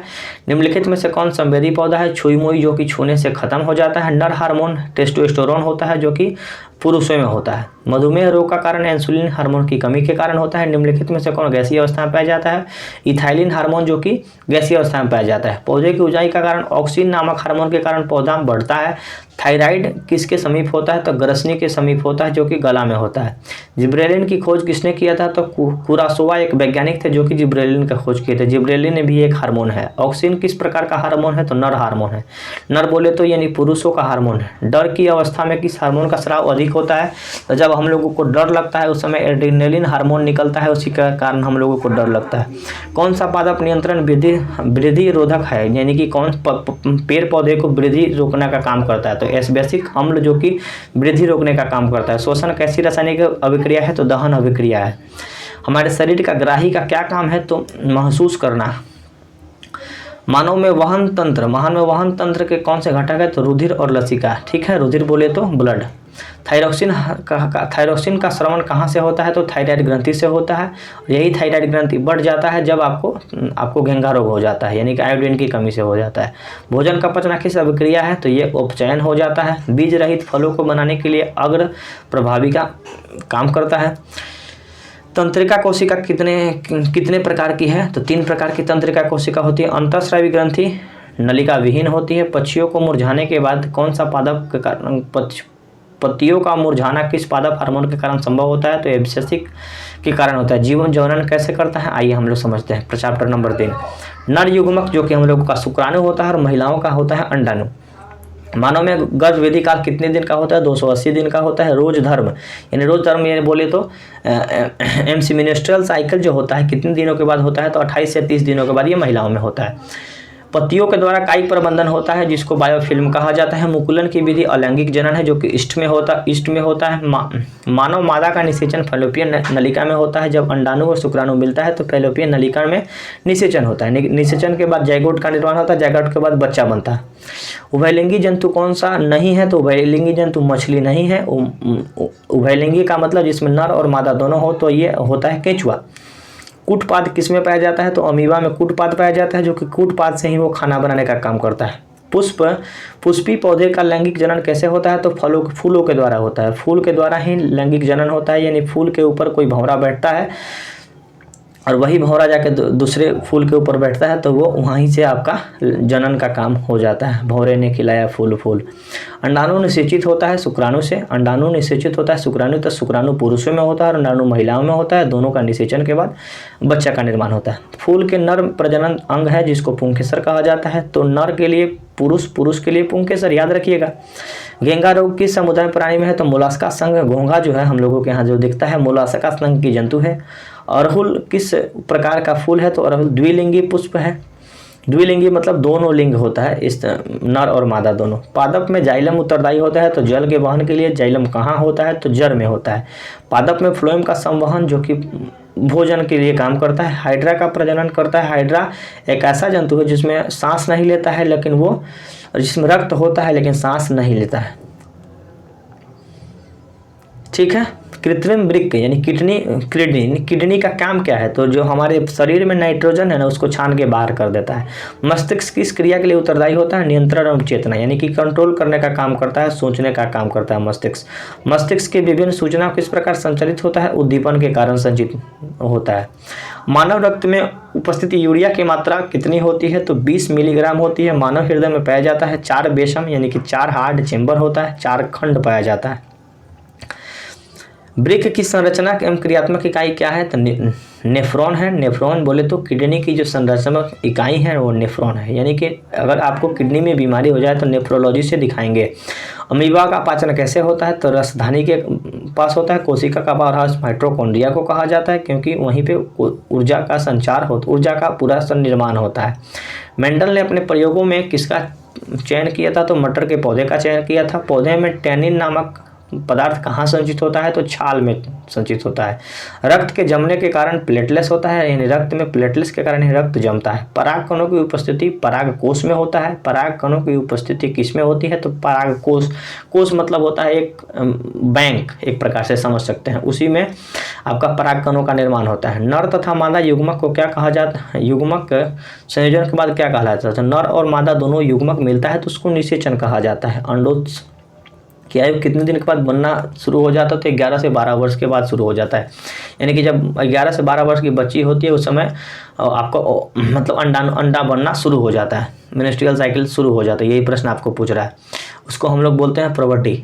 मानव मादा का जनन तंत्र का भाग नहीं है, तो मादा का भाग नहीं है। ये शुक्रवाहिका जो है ये पुरुषों का भाग है, मादा का भाग नहीं है। खंडन द्वारा जनन होता है सितार मछली में। एड्स रोग असुरक्षित यौन संपर्क से हो जाता है। पंखुड़ियों का रंग अधिकतर होता है हरा द्वारा। भ्रूण के जिस भाग में तना की पत्तियों बनती है उसको पंखुड़ कहा जाता है। स्त्रियों के अंडाशय की संख्या कितनी होती है? 2 होती है। मनुष्य में निषेचन के फलस्वरूप युग्मक का निर्माण कहाँ होता है? युग्मक को ही जाइगोट बोला जाता है, यानी कि निषेचन के बाद युग्मक का निर्माण करता है, जाइगोट बनता है। जाइगोट के बाद आपको वो क्या बोल सकते हैं, भ्रूण बनता है। भ्रूण के बाद एडल्ट बनता है, बच्चा बनता है। वृक्क में बने शुक्राणु संचित होते हैं अधिवृषण में से संचित होते हैं। पुंकेसर पुष्प का कौन सा जनांग है? नर है। शुक्राणु के मोचन क्या कहा जाता है? शुक्रवाहिका कहा जाता है। अनुवांशिक और जैव विकास के लिए कुछ प्रश्न है। महिला जीन संगठन है XX, तो जब XX मिलेगा तो ये मतलब कि बच्ची जन्म लेगी, और XY होगा तो ये पुरुष जन्म लेगा। ठीक है। महिलाओं का जीन संगठन XX होता है, पुरुष और महिला दोनों मिलता है XY होता है। अनुवांशिकता की इकाई क्या होती है? जीन होती है। अनुवांशिकता के जनक मेंडल। ठीक है। कौन सा वैज्ञानिक मेंडल के अनुसार पुनः खोज किया था? तो सर्मक ने खोज किया था। शुक्राणु बनता है वृषण में बनता है। मानव मादा का जनन भाग कौन सा नहीं है? तो शुक्रवाहिका, जो कि मादा का भाग नहीं है, ये पुरुष का भाग है। पादप हार्मोन का उदाहरण है ऑक्जिन, जो कि पादप हार्मोन है। दूध से दही बनने की प्रक्रिया क्या कहती है? तो किण्वन कही जाती है। एक लिंगी पादप का उदाहरण है मटर, जो कि एक लिंगी पादप है। मनुष्य में कितने जोड़ी गुणसूत्र पाए जाते हैं? 23 जोड़ी, जो कि 46 होता है। थायरोक्सिन का स्राव कहाँ से होता है? तो थायराइड ग्रंथि से होता है। रक्त में आयरन की कमी से कौन सा रोग होता है? एनीमिया नामक रोग होता है। डीएनए का फुल फॉर्म क्या होता है? तो deoxy ribo nucleic acid. Deoxy ribo nucleic अम्ल मतलब एसिड। आरएनए का फुल फॉर्म क्या हो जाता है? तो राइबो न्यूक्लिक एसिड। ठीक है। और जीएमओ का पूरा नाम क्या होता है? अनुवांशिक रूपांतरण जीव होता है। प्राकृतिक चयन सिद्धांत चार्ल्स डार्विन के द्वारा दिया गया था। जीन शब्द किससे संबंधित है? तो जॉनसन से संबंधित है। जीन शब्द का प्रतिपादक जॉनसन के द्वारा किया गया था। पुरुष में नर एवं मादा युग्मक क्या कहा जाता है? तो उत्तर नर के लिए युग्मक पुमंग और मादा के लिए जयांग कहा जाता है। ठीक है। जो पुष्प में होता है तो नर युग्मक को पुमंग और मादा युग्मक को जयंग कहा जाता है। किण्वन किस प्रकार का श्वसन है? तो किण्वन ऊष्माक्षेपी है। ऊष्माक्षेपी बोले तो जिससे कि ऊष्मा बाहर निकलती है। मंद श्वसन होता है। रुधिर का रंग लाल होता है। रक्त का रंग लाल क्यों होता है? तो ये हीमोग्लोबिन के कारण होता है। द ओरिजिन ऑफ स्पीसीज नामक पुस्तक चार्ल्स डार्विन के द्वारा लिखी गई थी। कीटों के पंख और चमगादड़ के पंख किस तरह का कार्य करता है? तो संवृत्ति अंग का काम करता है। संवृत्ति बोले तो जिस तरह से हम लोगों का हाथ है उसी तरह से कुत्ते का पैर आगे वाला पैर होता है। डेंगू से उत्पन्न करने वाले मच्छर, तो शुद्ध जल में डेंगू मच्छर उत्पन्न करता है। मादा एनोफिलीज मच्छर के काटने से डेंगू होता है। डेंगू काटने से प्लेटलेट्स की कमी हो जाती है। समजात अंग का उदाहरण है हमारा हाथ और कुत्ते का अग्रपद। पैर। समजात अंग सम मतलब बराबर, यानी कि दो जाति का बराबर अंग का क्या उदाहरण है, तो हम लोगों का हाथ है और कुत्ते का आगे वाला पैर है। विकासीय दृष्टिकोण से हमारी अधिक समानता किससे है, तो ये चीन के विद्यार्थियों के समान से है। मेंडल के अपने प्रयोगों में कितने लक्षणों का अध्ययन किया था। मेंडल जो कि मटर के पौधे से आनुवंशिकता के बारे में पता किया था और 7 लक्षणों को उसमें देखा था। चमगादड़ एवं पक्षी के पंख किस तरह का होता है, समरूप अंग होता है। प्रत्येक गुणसूत्र के 2 कुंडली धागों का बनना कहा जाता है, तो अर्ध गुणसूत्र कहा जाता है। हमारा पर्यावरण जो कि लास्ट चैप्टर है, तो उसके बारे में क्वेश्चन हम लोग देख लेते हैं। एक आहार में अधिकतम कितने चरण होते हैं, तो एक आहार में 6 चरण होते हैं। निम्नलिखित में से कौन जैव घटक है, पेड़ पौधे जैव घटक हैं, अजैव घटक हवा है। निम्नलिखित में से जैव नवीकरणीय कागज और अजैव नवीकरणीय प्लास्टिक है, और ओजोन परत का पाया जाता है स्ट्रेटोस्फीयर में। तो ये पूरी तरह से ख़त्म हो चुका है। तो ज़्यादा से ज़्यादा लोगों तक ये वीडियो शेयर कीजिएगा। जितना ज़्यादा से ज़्यादा लोगों तक शेयर कीजिएगा उतना ही जल्दी कल का वीडियो आपके लिए मिलेगा। कल भी आपके लिए 3 चीज़ की परीक्षा बची हुई है, सोशल साइंस, संस्कृत और आपको संस्कृत, सोशल साइंस और हिंदी, इन तीनों की वीडियो इसी तरह से मिलेगी। जितने भी प्रश्न हैं उन सब प्रश्नों के बारे में चर्चा करेंगे। तो ज़्यादा से ज़्यादा वीडियो तो को शेयर कीजिएगा और हर लोगों तक पहुंचा दीजिए। मैं बार बार इसलिए बोल रहा हूं ताकि जिस तरह से आपके पास पहुंचा है उसी तरह से किसी दूसरे के पास भी पहुँचाइए। समय ज़्यादा नहीं है वीडियो पहुँचाने के लिए, अभी से ही शुरू कर दीजिए। धन्यवाद, फिर मिलते हैं अगली वीडियो में।